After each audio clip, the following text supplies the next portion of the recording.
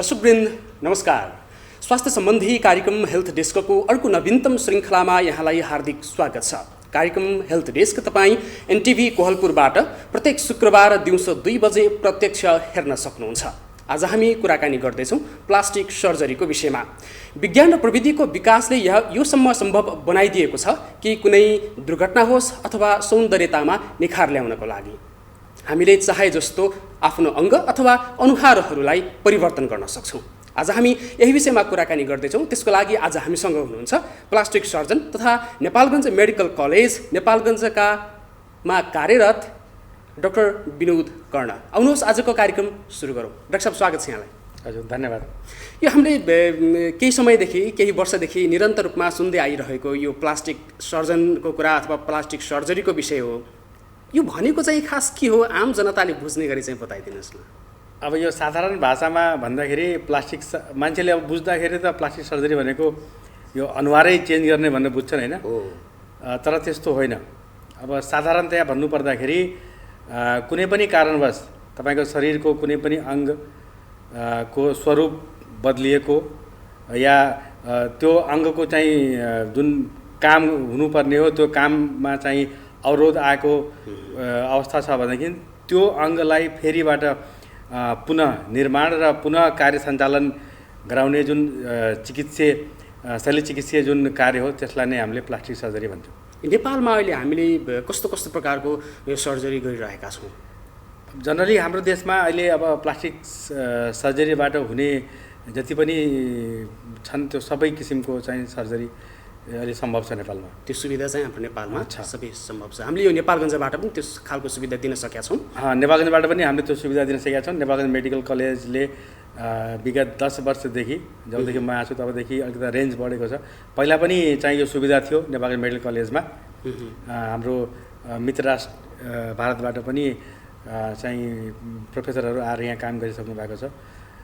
तत्पश्चात नेपालगञ्जमा पनि अब भनौँ न विगत 15-20 सालदेखि चाहिँ यो सुविधा छ अहिले। जस्तो नेपालगञ्जमा सेवा लिन आउनेहरूको सङ्ख्याको कुराहरू त्यो त अनुमानित रूपमा भन्नुपर्ने होला, अथवा अवस्था चाहिँ बिरामीहरूको अथवा कस्तो छ त्यो ठ्याक्कै भन्दाखेरि चाहिँ?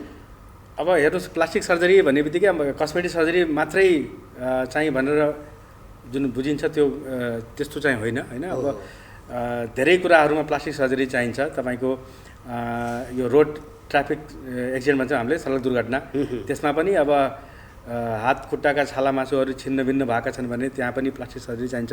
त्यसका पनि बिरामी दिनहुँ आइरहेका हुन्छन्। आगोले पोलेर चाहिँ हात खुट्टा अथवा शरीरको कुनै भाग खुम्चिएका छन् भने पनि त्यस्ता बिरामीहरू पनि आइरहेका हुन्छन्। जन्मजात अपाङ्गता भएका बिरामीहरू जस्तै हात खुट्टा बाङ्गो भएका, ओठ तालु चाहिँ फाटिएको जसलाई खुँडे हामीले भन्छौँ, अब त्यस्ताहरू पनि बिरामीहरू आइरहेका हुन्छन्। त प्राय अरू डिपार्टमेन्ट जस्तै पनि रेगुलर चाहिँ प्लास्टिक सर्जरीका बिरामीहरू आइरहेका छन्। कस्मेटिक सर्जरीका पनि बिरामीहरू आइरहेका हुन्छन्। जस्तो सामान्यतया प्लास्टिक सर्जरी भन्ने बित्तिकै त्यो प्लास्टिक भन्ने वर्डहरू युज हुन्छ नि होइन, अनि त्यसले गर्दाखेरि मानिसहरूले त्यो प्लास्टिकको युज गर्ने हो अथवा के हो भन्ने त्यो आम चासोको विषय हुँदो रहेछ। यो ठ्याक्कै भन्दाखेरि यो वर्ड चाहिँ किन प्रयोग गरेको होला? यो कस्तो छ भनेपछि एउटा ल्याटिन वर्ड हो होइन। साधारण भाषामा बुझ्दाखेरि प्लास्टिक भनेपछि त हामीले यो दैनिक कुरामा युज हुने प्लास्टिक भन्छन् होइन। कति ठाउँमा पनि मलाई सोधे पनि छन्, तर त्यस्तो होइन। यो प्लास्टिक भन्ने शब्दबाट आएको। प्लास्टिक भनेको रिकन्स्ट्रक्सन होइन, कुनै पनि कुराको रिफङ्क्सनेसन र रिकन्स्ट्रक्सन गर्न सक्ने विषय। त्यो प्लास्टिक वर्डबाट यो प्लास्टिक सर्जरी भनेर आएको। यो कुनै प्लास्टिक युज हुँदैन। जस्तो अब नेपालको पश्चिम भागको क्षेत्रमा कुरा गरौँ अथवा हामी जुन नेपालगञ्जमा बसेर कुरा गरिरहेका छौँ अथवा यो क्षेत्रसँग सम्बन्धित छौँ हामीहरू भनेपछि पश्चिम नेपालमा सर्जरी गर्नेहरूको अवस्था सङ्ख्याको विषयमा कुरा गर्दाखेरि कस्तो छ अहिले? मैले तपाईँलाई भने नि अब यो के भन्छन् केससँग सम्बन्धित कुरा हो होइन। कुन केस बढी छन् भनेर, जस्तो मैले ट्रमा केसका अघि मैले भने रोड ट्राफिक एक्सिडेन्ट सडक दुर्घटना त्यस्ता केसहरूका बिरामीहरू बढी छन् जसमा प्लास्टिक सर्जरी गर्नुपर्ने हुन्छ, आउँछन् त्यहाँ। जस्तो अब त्यो एउटा बाध्यात्मक परिस्थितिबाट गर्नुपर्ने त्यो काम चाहिँ भयो, मान्छेहरूको चासो रुचि चाहनासँग जोडिएको विषय पनि हो नि यो होइन? छ। त्यसमा पनि अब तपाईँको जस्तो अनुहारमा भएका समस्याहरूमा जस्तो तपाईँको कोठीहरू भयो, फेसमा आएका सिस्टहरू भयो, तपाईँको अथवा अनुहारकै अब आँखा ठुलो सानो पार्ने अथवा नाककै सर्जरी त्यस्ताहरू पनि आउँछन् होइन। अब तिनीहरूको सङ्ख्या चाहिँ अलिक कम छन्, तर अनुहारमा केही कुराको सर्जरी गर्नु पर्यो अथवा पुरानो खत दागहरू हटाउनु पर्यो भने चाहिँ अलिकति सेकेन्ड टाइम रिसर्जरी गर्दाखेरि अलिक कम देखियोस् भन्ने चाहना भएकाहरू पनि छन्। अब सङ्ख्या तिनीहरूको पनि ठिकै छ, तर चाहिँ जनरल गरिने केसहरूमा जस्तो स्किन ग्राफ्टिङको भयो, बर्नको भयो, पोस्ट बर्न कन्ट्र्याक्चरको भयो, तपाईँको ट्रमाको भयो, यिनीहरूको सङ्ख्या चाहिँ बढी छ। युवा पुस्तामा चाहिँ यसको रुचि चाहिँ छ। युवा पुस्तामा चाहिँ रुचि छ। अब चाहिँ ट्रमा केसहरू त कुनै पनि उमेर समूहलाई हुनसक्छ होइन। हजुर हो। तर यो कस्मेटिक पार्टमा चाहिँ युवा पुस्तालाई अलिकति बढी नै चाहना छ। शरीरको कुन कुन अङ्ग अथवा कुन कुन भागमा यो काम गर्न मिल्ने त्यस्तो केही छ? यो टुप्पीदेखि पैताला सबै शरीरको हरेक भागको चाहिँ प्लास्टिक सर्जरी गर्न मिल्छ। हामीले अहिले यहाँ नेपालगञ्जमा तपाईँहरूले सबैभन्दा बढी गरेको सर्जरी चाहिँ कुन भागको अथवा कस्तो अवस्थाको हुन्छ? अब विशेष गरेर त अब ट्रमा सर्जरी नै बढी गरेका छौँ होइन, जसमा कि मुख्य गरेर हात खुट्टा चाहिँ इन्भल्भ भएका हुन्छन् होइन।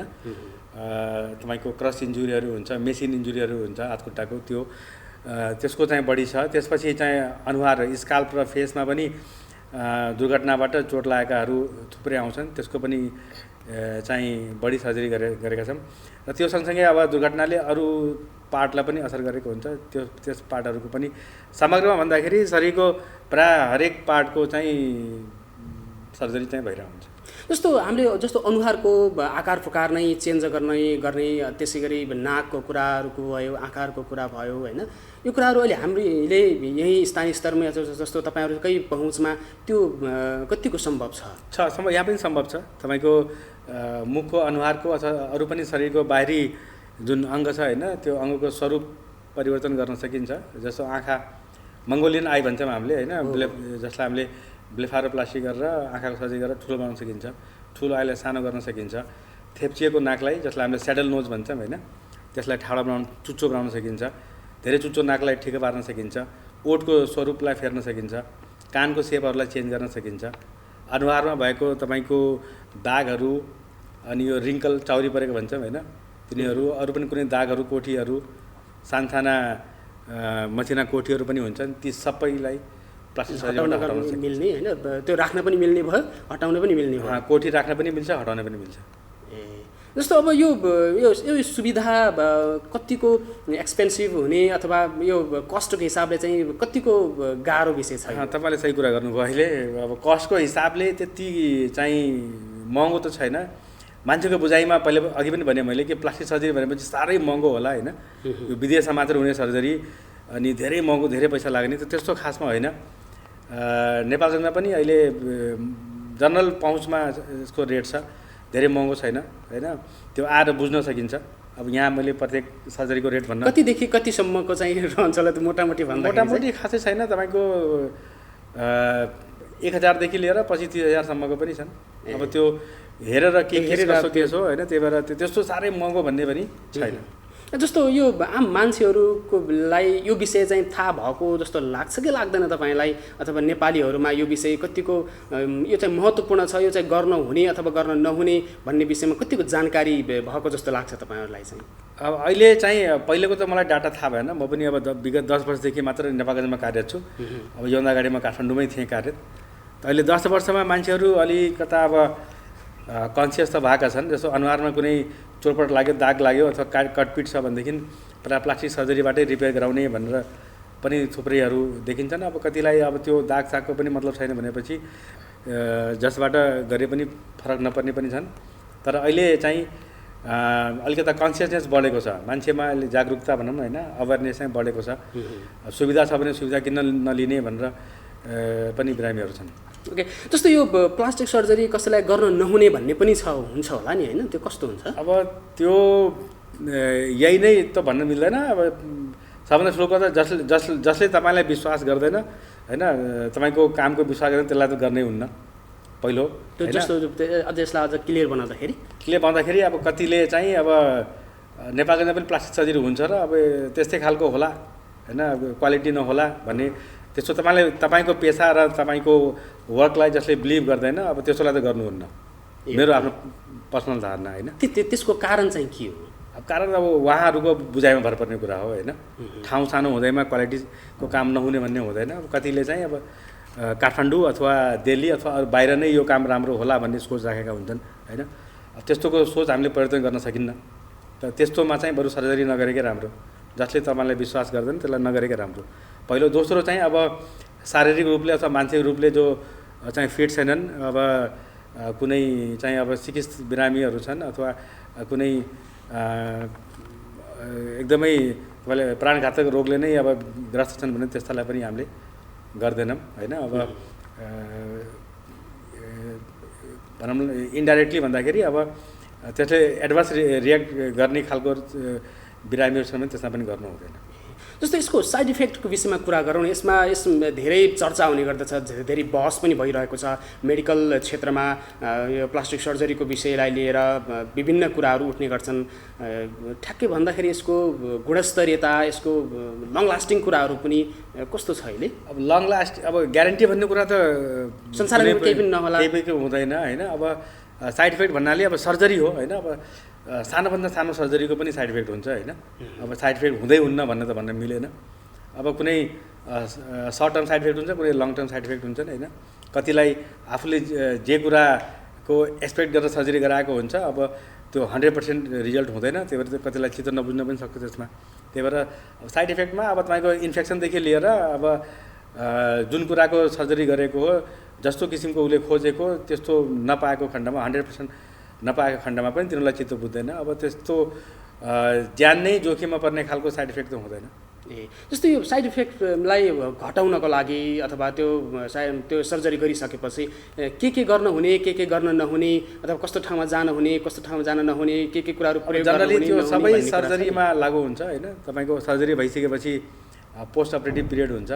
अब कुनै सर्जरीमा हस्पिटलमै एडमिट भएर बस्नुपर्ने हुन्छ, कुनै चाहिँ अब सर्जरी पछि 1-2 घन्टापछि घरमै जानुपर्ने स्थिति आउँछ। तर त्यस्तोमा चाहिँ अब सर्जरी गरेको हुन्छ, घाउ छ, त्यहाँ स्टिच टाँका लागेको होला, अनि त्यही भएर धेरै चाहिँ स्ट्रेसमा नबस्ने होइन। नियमित घाउको जाँच गराउने, सम्बन्धित चिकित्सकले प्रिस्क्राइब गरेको मेडिसिन औषधिहरू नियमित रूपमा सेवन गर्ने, अलिकति भिडभाडभन्दा कम ठाउँमा गर्ने, आराम गर्ने, घाउलाई सङ्क्रमण हुनबाट जोगाउने, पोसिलो खानेकुराहरू खाने, धेरै मानसिक तनाव नलिने। अब यी सब कुराहरू त प्रायः सबै सर्जरीमा जरुरी हुन्छ। अब त्यही कुरा यसमा पनि लागु हुन्छ। त्यो कुरा चाहिँ सधैँभरि गर्नु परेन, सुरुको दिनहरूमा त्यो काम गर्नु पर्यो। यो सामान्यतया कम आर्थिक आय भएका मान्छे अथवा गरी खाने मान्छेहरूलाई अलिक गाह्रो विषय हो यो। अब कस्ट वाइज हेर्दाखेरि अब सबै हरेकमा त जुन अलिक त महँगो खालको होला, त त्यस्ताको लागि पनि अब चाहिँ मेडिकल कलेजले जहाँ हामी सेवा सुविधा दिन्छौँ होइन, त्यहाँ तपाईँको यो छुटको व्यवस्था छ होइन। तपाईँ त्यहाँ च्यारिटीको व्यवस्था छ। अब पैसाकै अभावमा कसैको उपचार नहुने भन्ने छैन होइन। तपाईँको सबैको उपचार हुन्छ। अब त्यो हरेकको आर्थिक अवस्था एक नासको हुँदैन। त्यही भएर हामीले त्यो आर्थिक अवस्था हेरेर हामीले च्यारिटी पनि गर्छौँ, निःशुल्क पनि गर्ने गरेका छौँ। जोसँग छ उसँग हामीले शुल्क पनि तिराएका छौँ। त यसमा सबै वर्गको मान्छेहरूको उपचार सम्भव छ। यो छाला प्रत्यारोपणको विषय छ नि डाक्टर साहब। जस्तो यो हामीले कस्तो अवस्थामा छाला प्रत्यारोपण गर्ने, अथवा प्लास्टिक सर्जरी भनेकै छाला प्रत्यारोपण हो अथवा त्यो कुराहरू छुट्टै हो, के हो यो विषय? छाला प्रत्यारोपण स्किन ग्राफ्टिङ जसलाई भन्छौँ त्यो एउटा पार्ट हो प्लास्टिक सर्जरीको। त्यो अब साधारण कुरा हो। अब शरीरमा जे कुरा छैन हामीले त्यही कुरा रिप्लेस गर्छौँ होइन। अब तपाईँको बर्न भएर 3rd डिग्री बर्न छ, उसले सर्टेन एरिया स्किनै ड्यामेज गरिदिन्छ पुरै होइन। भनेपछि अब त्यो एरियामा चाहिँ छाला प्रत्यारोपण गर्नै पर्यो। कहिलेकाहीँ ठुलै दुर्घटनाले घाउ चोटपटक ठुलै लाग्छ, जसमा चाहिँ छाला मासु सबै ड्यामेज भएर गएको हुन्छ होइन। त्यसमा पनि हामीले छाला प्रत्यारोपण नै गर्नुपर्ने हुन्छ। कहिलेकाहीँ क्यान्सरको घाउहरू हुन्छ जसलाई ठुलो भाग चाहिँ निकालेर फालिएको हुन्छ, त्यहाँ पनि डिफेक्ट त्यसलाई भन्छ हामीले, डिफेक्ट हुन्छ त्यहाँ। त्यो डिफेक्टमा त्यो कभर गर्नलाई स्किनै चाहियो होइन, त्यहाँ पनि छाला प्रत्यारोपण गरिन्छ। त्यो जुन ठाउँमा छाला प्रत्यारोपणको इन्डिकेसन छ त्यहाँ हामीले स्किन ग्राफ्टिङ गर्छौँ होइन। जस्तो नेपालमा त्यो एउटा पार्ट हो प्लास्टिक सर्जरीको। जस्तो नेपालमा अरू व्यक्तिहरूको छाला लिएर राख्ने त्यो प्रचलन कतिको विकास भएको छ? त्यो चाहिँ एलोग्राफ्ट भन्छ यसलाई होइन। यो केही सर्टेन दिनको लागि मात्र त्यो काम गर्छ, 4 देखि 6 महिनासम्म, त्योभन्दा बढी काम गर्दैन। यो पनि प्रायः गरेर हामीले चाहिँ बच्चाहरूमा जसमा चाहिँ अलिक बढी पर्सेन्टेज अफ बर्न शरीरमा भएको हुन्छ होइन। अब उसको बडी सर्फेस एरिया अनुसार उसकै शरीरबाट लिएर तुरन्त तत्काल ज्यान जोखिममा नपरोस् भनेर हामीले ग्राफ्ट गर्नुपर्ने हुन्छ। त्यस्तोमा चाहिँ हामीले चाहिँ उसको आमा बुवाबाट चाहिँ छाला लिएर हामीले राखेका हुन्छौँ। तर त्यो 1 महिना 6 हप्ताभन्दा बढी त्यसले काम गर्दैन, त्यसपछि रिजेक्ट हुन थाल्छ। पछि आफ्नै शरीरको छाला चाहिन्छ चाहिन्छ त्यो नै ग्राफ्ट गर्नुपर्छ, जसलाई हामीले अटोग्राफ्ट भन्छौँ। अटोग्राफ्ट चाहिँ पर्मानेन्ट हुन्छ होइन, जसको पनि अरू चाहिँ थुप्रै ग्राफ्ट, जेनोग्राफ्ट छ, एलोग्राफ्ट छ, हेट्रोग्राफ्ट छ। यीहरू भनेको अब अरूबाट ल्याएर ट्रान्सफर गर्ने हो। यो चाहिँ केही दिनसम्मको लागि मात्रै काम गर्छ। जस्तो अब यो हाडहरूको विषयमा कुरा गर्नु डाक्टर साहब, जस्तो हाडहरू काट्ने होइन, जस्तो यो लामो दारी भयो भने त्यसलाई चाहिँ छोटो बनाउने, अनुहार चाहिँ गोलोलाई लामो बनाउन सक्ने, लामोलाई गोलो बनाउने, त्यस्तो पनि हुँदो रहेछ। त्यो मेक्जुलोफेसियलमा पर्छ यो होइन। यो प्लास्टिक सर्जनबाट र मेक्जुलोफेसियल सर्जन हुन्छन्, तिनीहरू दुइटैबाट चाहिँ यो सम्भव छ होइन। यसमा चाहिँ अब जुन बोनी स्ट्रक्चर छ जसले गर्दाखेरि अनुहारको चाहिँ स्वरूप अलिकति बिगारेको हुन्छ होइन, त्यसलाई चाहिँ एन्थ्रोपोमेट्रीबाट मिलाएर चाहिँ त्यो गर्न सम्भव छ। त्यतिसम्म हामीले गर्न यहाँ चाहिँ सक्दैनौँ? सकिन्छ। अब त्यस्तो बिरामीहरू आउनु पऱ्यो, आएको खण्डमा हामी यहाँ पनि गर्न सक्छौँ। जस्तो यो काम गर्नको लागि कानुनले कुनै रोक्ने अथवा कानुनी प्रक्रिया पुरा गर्नुपर्ने त्यस्तो हुन्छ अथवा त्यस्तो त छैन कानुनी प्रक्रिया। अब हरेक सेवा सुविधा कानुनको अन्तर्गत दायरामा त छँदैछ होइन। तर पर्टिकुलर सर्जरीको लागि कानुनी प्रक्रिया पुरा गर्नुपर्ने त्यस्तो खासै केही छैन। अब जुन अस्पतालको प्रक्रिया त्यो पुरा गर्नु पऱ्यो, अनि जुन कन्सेन्ट भन्छन् त्यो कन्सेन्टमा तिनीहरूले साइन गर्ने पऱ्यो, त्यति गरेपछि पुग्छ। त्यही त, जस्तो अब आँखाहरू परिवर्तन गर्ने, नाकको अवस्था परिवर्तन गर्दाखेरि त्यसले अथवा नागरिकताकै फोटोमा पार्ने अवस्था परिवर्तन त हुँदैन, त्यो स्वरूप चेन्ज गर्छ। ब्लेफारोप्लास्टीबाट आँखा ठुलो पार्न सकिन्छ।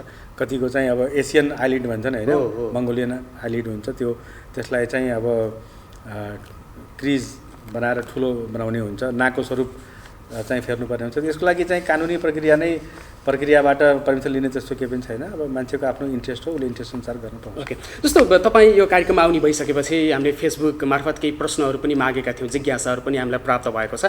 ती जिज्ञासाहरू प्रतिनिधिमूलक रूपमा म राख्छु। केही कुरा त हाम्रो कुराकानी मार्फत नै आइसकेको छ। यही आँखाकै बनावट सम्बन्धी एउटा प्रश्न छ हामीसँग। यो चाहिँ मलाई आँखा चाहिँ प्लास्टिक सर्जरी गर्न मन छ, आर्यनको जस्तो बनाउन मन छ होइन, बाहुन छेत्रीको जस्तो बनाउन मन छ। लङ लास्टिङ हुन्छ कि हुँदैन, आँखाकै आँखालाई कुनै असर गर्छ कि गर्दैन यसले भनेर प्रश्न सोध्नु भएको छ। पहिला त प्रश्नको लागि धन्यवाद। अब कसले सोध्नु भएको त्यो मलाई थाहा भएन। उहाँको आँखाको जुनु मगर स्वरूप जुनु मगरजीलाई नमस्कार। एकचोटि त्यो हेर्नै पर्ने हुन्छ तपाईँको आँखाको के पार्टलाई चाहिँ हामीले बनाउनु पर्ने हो होइन। अब तपाईँको एसियन आइलिड छ भनेदेखि त्यो आर्यन जस्तो भन्नुभयो, त्यो पनि गर्न सकिन्छ। यो लङ लास्टिङ नै हुन्छ। अब यसमा धेरै त्यस्तो ठुलो कम्प्लिकेसन हुँदैन, तर तै पनि एकचोटि चाहिँ आएर हामीसँग सम्पर्क गर्नुहोस् होइन। हामीले तपाईँलाई चाहिँ उचित सल्लाह चाहिँ दिन्छौँ। यसले आँखालाई कुनै असर त गर्दैन? आँखाको भित्री पार्टलाई केही पनि असर गर्दैन। यो चाहिँ बाहिरी स्वरूपलाई मात्र चेन्ज गर्ने हो, त्यही भएर त्यस्तो भित्री आँखामा केही पनि असर हुँदैन। जस्तो अब अर्को प्रश्न रहेको छ, जस्तो नेपालमा प्लास्टिक सर्जरीको प्रभावकारिता चाहिँ कस्तो छ, यसको फाइदा बेफाइदा अनि साइड इफेक्टका कुराहरूको साथै यो कुन अवस्थामा गर्न मिल्छ र अन्त्यमा यो कतिको एक्सपेन्सिभ छ भनेर सोध्नु भएको छ। मोटामोटी विषय थुप्रै प्रश्न राख्यो उहाँले। अब फाइदा बेफाइदा भन्ने कुरा त अब यसमा के नै भन्न सकिन्छ र होइन। अब यो कुनै व्यापार त होइन कि फाइदा बेफाइदा भनेर सोच्ने। अब प्लास्टिक सर्जरीमा जुन कुराको इन्डिकेसन छ त्यो गर्नै पऱ्यो। कोही जन्मजात अपाङ्गता लिएर जन्मेको छ भनेदेखि त्यसलाई सपाङ बनाउनलाई प्लास्टिक सर्जरी गर्नै पऱ्यो होइन। त्यसमा फाइदा बेफाइदा कुरा भएन। अब कस्मेटिक सर्जरी कसैले गर्न चाहेको छ भनेदेखि उसको त्यो आफ्नो इन्ट्रेस्ट हो होइन, उसले त्यो इन्ट्रेस्ट अनुसार उसले गर्न पाइहाल्छ। अब चित्त बुझ्ने नबुझ्ने त्यो रिजल्ट कस्तो हुन्छ त्यसमा भर पर्ने कुरा हो। यो यसको रिजल्ट चाहिँ कस्तो हुन्छ, यसको 100% आउँछ अथवा 100% त अब कुनैको पनि आउँदैन होइन। एकचोटि रिकन्स्ट्रक्सन गर्दाखेरि अब 100% नेचुरल त कहिले पनि हुँदैन, अलिकति तलमाथि फरक त पर्छ। त्यही पनि एक्सेप्टेबल रिजल्ट चाहिँ हुन्छ यसमा।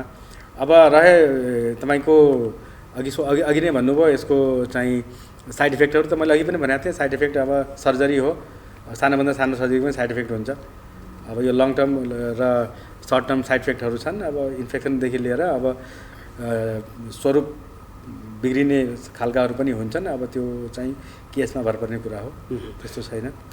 जस्तो अर्को प्रश्न पनि छ, त्यो त्यही छालाले इफेक्टको विषयमा कुरा गर्नुभएको छ र यसको प्रभावकारिताको विषयमा कुरा गर्नुभएको छ र यो प्लास्टिक सर्जरी चाहिँ नेपाल सरकारले अथवा डक्टरहरूले चाहिँ कसरी म्यानेज गर्नुहुन्छ यो विषय भनेर सोध्नु भएको छ। अलिकति क्लियर भएन कस्तो म्यानेज भन्नाले। जस्तो अब यसको विकास क्रम अनुसार चाहिँ नेपालमा कसरी विकास भइरहेको छ र यसको म्यानेजमेन्ट चाहिँ कस्तो छ नेपालमा? अब यो नेपालमा त अहिले लगभग तपाईँको विश्वस्तरीय नै सुविधाहरू छन् प्लास्टिक सर्जरीको, हरेक किसिमको सुविधा छ। अब नेपालमा पनि अब एक्ज्याक्ट त मलाई पनि थाहा भएन, तर मलाई लाग्छ 30-40 वर्ष अगाडिदेखि नै नेपालमा पनि प्लास्टिक सर्जरी सुरु भएको हुनसक्छ। 20 वर्ष मलाई नै भइसक्यो यो पेसामा आएको होइन। त्यही भएर चाहिँ यसको विकासको क्रम पहिलाको भन्दा त अहिले त तपाईँको वर्ल्ड क्लासकै छ। जस्तो अब यो प्रश्न चाहिँ प्लास्टिक सर्जरी गरेपछि आगोसँग सम्बन्धित काम वा भनौँ तापमा काम गर्नु हुँदैन भन्ने सुनेको थिएँ, यो भ्रम कि सत्य मात्रै हो? भ्रम त होइन, तर केही समयको लागि त्यो सही पनि कुरा हो। त्यस्तो हाई टेम्परेचर भएको इफेक्टबाट बस्नुपर्छ अलिकति। स्किन तपाईँको प्रत्यारोपण गरेछ अथवा कुनै पार्टमा कस्मेटिक सर्जरी गरेछ भनेदेखि सकभर केही टाइमसम्म चाहिँ घाममा डाइरेक्ट सनलाइटमा अथवा डाइरेक्ट यस्तो हिटमा नपरेकै राम्रो, भ्रम त होइन। तर पछि चाहिँ पर्ने नहुने भन्ने त्यस्तो छैन। त्यो नेचुरलमा भइसकेपछि त्यो सनलाइटमा एक्सपोज भए पनि आगोमा बसेर जस्तो अब चुलोमै किचनमै काम गर्नलाई कुनै गाह्रो हुँदैन। यसले शरीरमा फिट नहुँदासम्म चाहिँ तापबाट बस्नु नै उपयुक्त हुन्छ। अर्को प्रश्न, जस्तो बच्चा भइसकेपछि विशेष गरी महिलाको यो समस्या, बच्चा भइसकेपछि पेटमा बोसो लाग्ने अनि यो जुन रेखाहरू बस्ने त्यसलाई चाहिँ फालेर टाइट गर्न मिल्ने हुन्छ कि हुँदैन? हुन्छ। यो एब्डोमिनल प्लास्टी भन्छौँ हामीले होइन। यसमा चाहिँ एक्सेस फ्याट र प्लस जुन रिङ्कल स्किन त्यो स्ट्रिया भएर आएको हुन्छ होइन, त्यो सबैलाई फालेर चाहिँ टाइट गर्न मिल्छ। पछि चाहिँ त्यसले अप्ठ्यारो अथवा बच्चा बस्ने अथवा फेरि बच्चा जन्माउनका लागि केही त्यो अब सोच्दाखेरि मान्छेलाई त्यस्तो लाग्ला, तर त्यस्तो केही अप्ठ्यारो पर्दैन। जस्तो त्यो छाला मात्रै काट्ने अथवा भित्रको पार्टहरू पनि काट्नुपर्छ? भित्रको पार्टै भनेर त भनिँदैन, त्यसको सर्टेन लेयर हुन्छ होइन। हजुर। त्यो लेयरमा अब कति बोसो निकाल्ने हो कति राख्ने हो त्यो सबै एउटा मेजरमेन्ट हुन्छ, त्यो अनुसार नै हामीले चाहिँ त्यो हटाउँछौँ त्यसलाई। ओके, अर्को प्रश्न, जस्तो अहिलेको धेरै युवाहरूको ले गर्ने खोजेको काम, जस्तो एक उमेरमा चाहिँ ट्याटुहरू खोप्ने, पछि चाहिँ त्यो ट्याटु मन परेन तर त्यसलाई चाहिँ मेटाउनु पर्यो भने प्लास्टिक सर्जनसँग कन्सल्ट गरेर त्यसलाई फाल्ने गरिएको पाइन्छ। त्यो कतिको प्रभावकारी हुन्छ अथवा त्यसले पार्ने प्रभाव चाहिँ कस्तो हुन्छ? अब ट्याटु बनाइसकेपछि ट्याटु हटाउनलाई अब सकिन्छ होइन। त्यसको दुईवटा माध्यम चाहिँ, एउटा सर्जरीबाट पनि हटाउन सकिन्छ, अर्को चाहिँ लेजरबाट पनि। त्यो लेजरमा एउटा रिस्क के हुन्छ भनेदेखि त्यसमा मल्टिपल सिटिङ हुन्छ लेजरमा होइन। त मल्टिपल सिटिङ गर्दाखेरि कहिलेकाहीँ लास्ट सिटिङमा जुन ठाउँमा चाहिँ त्यो लेजरले त्यो ट्याटु हटाइरहेको हुन्छ त्यहाँ अल्सर घाउ हुने सम्भावना पनि छ, उत्तिकै छ।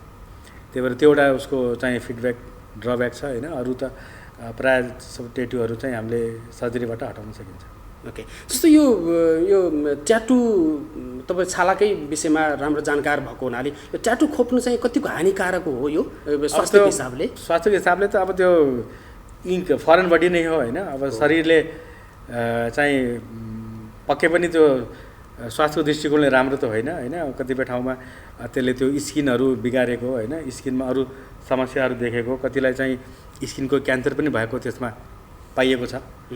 त अब फरेन बडी चाहिँ अब अहिले फेसनको रूपमा मान्छेले ट्याटु बनाउँछन्, तर कतिलाई त्यसको एडभर्स इफेक्ट पनि भएको छ होइन। त्यो चाहिँ एउटा ड्रब्याक चाहिँ रहिरहन्छ। जस्तो डाक्टर साहब, हामी कार्यक्रमको अन्तिम चरणमा पनि छौँ। अब अन्तिम चरणमा कुरा गर्दाखेरि यो प्लास्टिक सर्जरी गरिसकेपछि आम मान्छेको बुझाइ चाहिँ क्यान्सरसम्म हुनसक्छ भन्ने एक किसिमको अफवाह हो अथवा यो हल्ला हो, भ्रम हो, अथवा यो हेलचक्राइले गर्दाखेरि त्योसम्मको अवस्था निम्तिने हो, यो के हो यो विषयमा? प्लास्टिक सर्जरीबाट क्यान्सर हुने त अब त्यस्तो केही आजसम्म त्यस्तो कुनै तपाईँको लिट्रेचर अथवा त्यस्तो रिसर्च आर्टिकलहरू त केही त्यस्तो थाहा भयो जस्तो मलाई त लागेन होइन। त्यो एउटा भ्रमै होला, मान्छेले कतिपय कुराहरू नबुझेर पनि त्यस्तो हुन्छ। सकभर त्यो भ्रममा नपरेकै राम्रो होइन। प्लास्टिक सर्जरीबाटै क्यान्सर हुने त त्यस्तो केही पनि छैन। बरु ठुल्ठुला क्यान्सरहरूलाई उपचार गर्दाखेरि जुन वाइड एक्सिजन गरेर घाउ भएको हुन्छ, त्यो घाउ बरु पुर्ने काम चाहिँ प्लास्टिक सर्जरीबाट चाहिँ हुने गरेको छ। त्यस्तो अब क्यान्सरै हुने खालको त्यस्तो अब त्यो अलिकति त्यो एक किसिमको अफवाह हो, अब त्यहाँसम्म चाहिँ नपुग्न पनि सक्छ भन्ने कुराहरू भयो। जस्तो अब यो प्लास्टिक सर्जरीको विषयमा कुरा गर्दाखेरि विश्वका अथवा विभिन्न देशका विभिन्न सेलिब्रिटीहरूले आफ्नो अनुहारहरू परिवर्तन गर्नको लागि यो कुराहरू युज गर्ने, पछि चाहिँ अनुहार बिग्रिएका कुराहरू, त्यसैबाट मृत्युवरणसम्म भएका कुराहरू पनि आउने कुराहरू चाहिँ कतिको सत्य हुन् यो कुराहरू? अब यो कुरा त सत्य छ। कतिले चाहिँ आफ्नो चाहिँ शरीरको बाहिरी आवरण फेस के अरे खास गरी अनुहारको, जस्तो नाकको भयो, आँखाको भयो, ओठको भयो, त्यति मात्र नभएर कालो वर्णका मानिसले चाहिँ सेतो बन्न खोज्ने, त्यो पनि अब लेजरबाट अब त्यो मेलानिन ड्यामेज गरेर बनाएका छन्। त्यो गर्नु भनेको अब जुन छालाबाट हुने शरीरको जुन प्रतिरोधात्मक जुन एउटा ब्यारियर छ होइन, त्यसमा कमी ल्याउँछ होइन। त्यसले गर्दाखेरि मान्छे बिरामी हुने अब अथवा त्यो छालाले चाहिँ बाहिरी कुराहरू हानिकारक कुराहरूबाट प्रोटेक्सन गर्नेमा कमी आउँछ। त्यसले गर्दाखेरि पक्कै पनि शरीरलाई स्वास्थ्यमा त हार्म त पार्छ नै। ओके, अन्त्यमा डाक्टर साहब, जस्तो तपाईँ अब नेपालगञ्जमा बस्नुहुन्छ, नेपालगञ्जका विभिन्न सामाजिक अभियानको रूपमा पनि तपाईँ काम गर्नुहुन्छ। विशेष गरी नेपालगञ्जलाई स्वच्छ हराभरा बनाउनको लागि र क्लिन बनाउनको लागि तपाईँले अग्रणी भूमिका खेल्नुहुन्छ। त्यो अभियानको बारेमा थोरै बताइदिनुहोस् न, किनभने यो हुन त यो विषयभन्दा अलिकति फरक प्रसङ्ग हो। नै ठिकै छ। अब मलाई लाग्छ कि हामी सबै सामाजिक प्राणी हौँ, त यो समाजको उत्थानको लागि सबैको कन्ट्रिब्युसन हुनुपर्छ जस्तो लाग्छ। र हरेक व्यक्ति आफ्नो क्षेत्रबाट सामाजिक अभियन्ता हुन् पनि, किनभने समाजमै बस्छन्, सामाजिक प्राणी नै हो। कोही सडकमा आउँछन्, कोही आउँदैनन्, कोही देखिन्छन्, कोही देखिँदैनन्। त मलाई लाग्छ कि हामी समाजमा बस्छौँ भनेदेखि त्यो समाज अलिकति सफा र हराभरा हुनु जरुरी छ। मैले पनि 5 वर्ष अगाडि एउटा यो क्लिन नेपालगञ्ज, ग्रिन नेपालगञ्ज अभियान अन्तर्गत यो समाज सेवा क्षेत्रमा लागेको थियो नेपालगञ्जमा, जुन अहिले पनि निरन्तर चलिरहेको छ।